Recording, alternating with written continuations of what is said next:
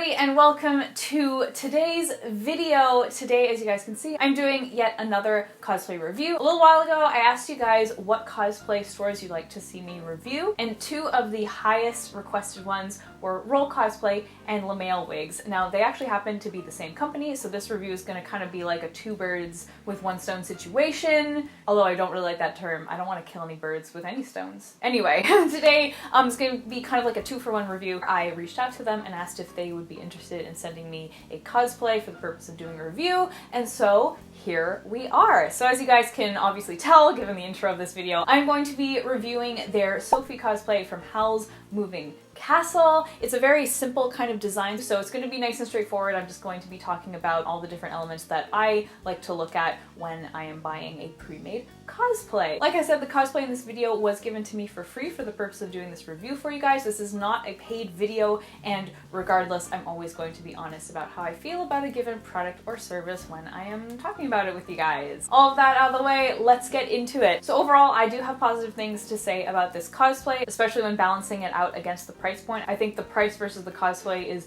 very fair, and you do get what you pay for, which I mean like in a good way. In terms of shipping and customer service, they have very good customer service, and the shipping was very, very fast. It took about 2.5 to 3 weeks to arrive, and I did have tracked shipping, so I got email notifications every time it reached like a certain checkpoint, including when it actually arrived at my door. So I got this email saying that like it had arrived. I went downstairs and there it was on my porch. So that was very good. Very positive things to say about that. This particular cosplay is actually a custom fitted cosplay. So they asked me for my measurements and then custom made the cosplay accordingly, which is very neat. I've never had that before, and overall the fit is very good, but I'm going to talk more about the fit later on. The first things I'm going to touch on, which are the main things that I look at when looking at pre-made cosplays, is of course the material and the construction. So the material on this cosplay is a pretty standard material when it comes to buying pre-made cosplays. If you've bought pre-made cosplays in the past, you probably recognize this material. So it has a very kind of strong grain line, it has a nice thickness to it, and it has like a slight sheen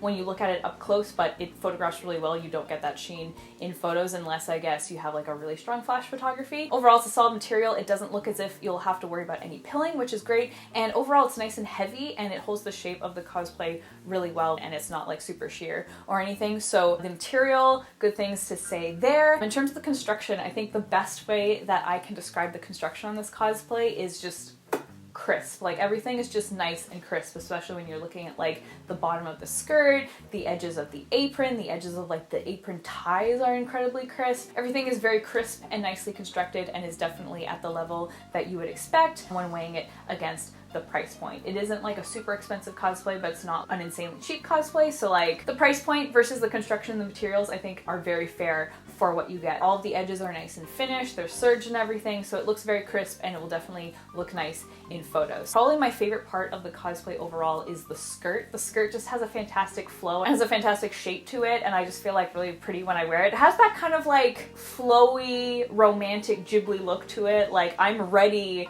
to go and run around in the hills with a basket. That's the Ghibli aesthetic, right? You guys know what I mean? Anyway, it has a very, very nice flow to it. I feel really pretty when I wear it. That probably was the part that stuck out to me the most. In terms of sizing, one thing to keep in mind about this cosplay is that in canon, Sophie's dress is very loose fitting in the bodice and in the sleeves. So when I first put this cosplay on, that kind of caught me off guard. I kind of like wasn't sure if the fit was right, but it is, because it's meant to be like baggier in those particular areas. So in those terms, everything fits really well, and the waist especially is so like nice fitting. I don't know, there's just something like really nice about wearing a dress that just like cinches your waist nicely and just like fits really nice in the waist. It looks canon, it fits well. In terms of like the breathability of the material, it's not too thick, it does breathe quite nicely. So overall, like comfort is good, fit is good. All the points that I kind of expect when it comes to buying pre-made cosplays are hit. There are a few weaknesses, however, which obviously I'm going to touch on. These are very easy to fix, but it's still important that I obviously touch on those. I'm actually just gonna pop the cosplay on so I can give you guys kind of like a better idea of what I'm talking about. So I will be right back.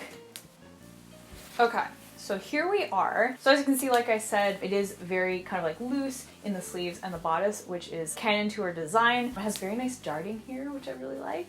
Anyway, so just to talk about some of the adjustments that I had to make. First thing is the collar does sit quite high, and it's not 100% accurate. So definitely on me, like this is way higher than it needs to be. And in canon, it looks like the white actually folds over onto the blue and is a little bit like kind of scalloped. I'll put a picture there so you can see what I mean. So that is an adjustment that I need to make. It's not a huge issue. I made all the necessary adjustments in the showcase footage, which you guys saw at the beginning of this video. So what I did was I actually folded the white down over the blue to make it both more accurate to the actual design and to also make it shorter on me. The next thing is that the little buttonholes here aren't finished or burnt or anything, so they are fraying a lot, and that does make it kind of challenging to actually do up the buttons. To fix that, it's quite easy. I just went in with a match and burnt them to fix that. So again, very easy thing to fix. And then the other thing is that the wrists of the sleeves are quite large. Her sleeves are supposed to be baggy, but the kind of like wristband part is nice and fitted. So obviously this is like twice as wide as it needs to be. It is an important thing to fix because when I wear this with the wristbands being all loose, it just kind of looks like the sleeves are too big, whereas they're supposed to be kind of like baggy and puffy and then like fitted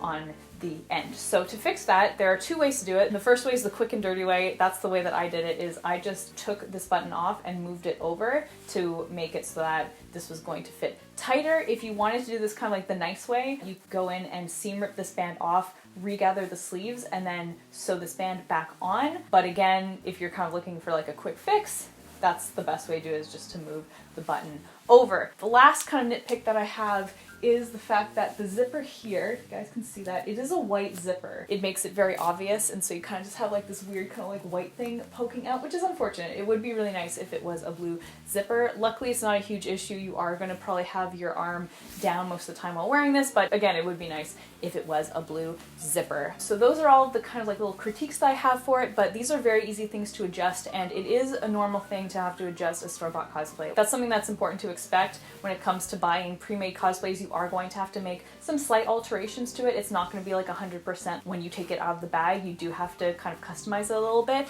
So these are kind of things that I expected, and they're easy to fix, but they're still important things to kind of tell you guys about this cosplay. But overall, I have very good things to say about this company. The cosplay that you get is a good value for the price that you pay, even with like the little adjustments that you have to make. But again, that is a normal part of buying pre-made cosplays. I hope that this was helpful for you guys and that you enjoyed watching this. I will be doing more cosplay reviews in the future, so keep an eye out for those. As usual, I want to thank you guys for hanging out with me today, and I'll see you guys all next time. But until then, kind faces, please be sure to take care. Bye.